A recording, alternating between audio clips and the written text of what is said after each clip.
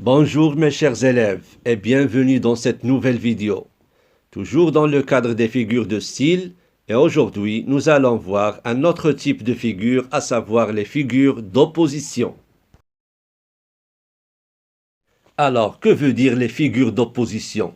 Tout simplement, ce sont des figures de style qui consistent à mettre en valeur des oppositions ou des contrastes entre les éléments, c'est-à-dire, ce sont des figures de style dans lesquelles on exprime une opposition entre deux termes. Et on peut en distinguer en quatre types qui sont l'antiphrase, l'antithèse, l'oxymore et le chiasme. Commençons par l'antiphrase. C'est quoi l'antiphrase? Tout simplement, c'est dire le contraire de ce qu'on pense par ironie. C'est-à-dire, je dis le contraire de ce que l'on veut exprimer. Exemple 1. Il a écrit 2 vers, c'est un grand poète. Alors, quelqu'un qui a écrit seulement 2 vers ne peut pas être un grand poète.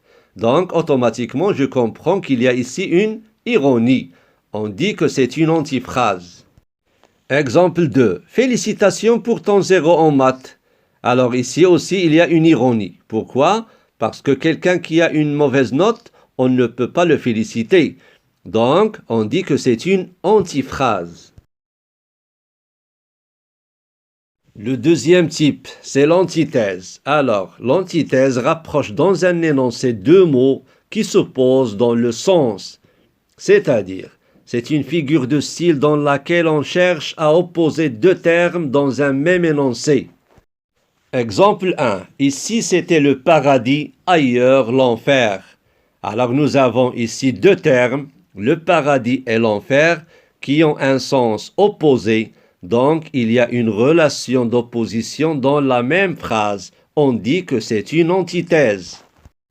Exemple 2. Tu as choisi la vie et moi la mort. Donc, la même chose ici, on parle de deux termes opposés, la vie et la mort, c'est-à-dire il y a une relation d'opposition. On dit par la suite que c'est une antithèse. Le troisième type, c'est l'oxymore. Alors, c'est quoi l'oxymore? C'est le fait de lier deux mots de sens contraire, c'est-à-dire on a deux termes de sens opposés, mais ils sont liés. Par exemple, entrez, ne plaignez pas ma riche pauvreté. Alors nous avons ici riche et pauvreté, deux termes qui ont un sens opposé, mais qui sont déjà liés. Donc on parle d'un oxymore. Exemple 2, cette obscure clarté qui tombe des étoiles. Quand on dit obscur, c'est quelque chose de noir, et clarté, c'est quelque chose de lumineuse. Donc on a deux termes opposés, mais l'un à côté de l'autre, on dit que c'est un oxymore.